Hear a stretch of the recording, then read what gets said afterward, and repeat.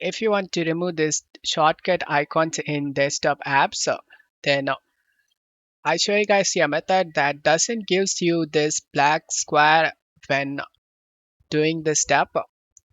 Open up Chrome and search Winario Tweaker.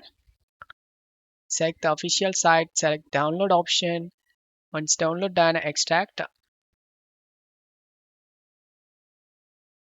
Once extract done, open the setup. Yes, install.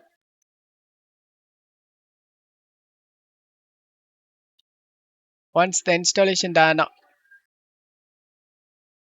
double click on the desktop exe and select the yes option, and the application opens.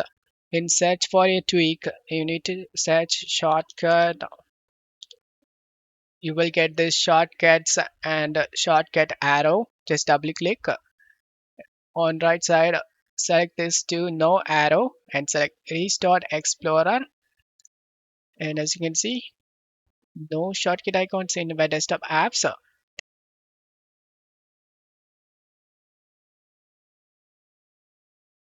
This method doesn't gives you the black square when you restart your PC. And don't forget to leave a like and subscribe. Thank you.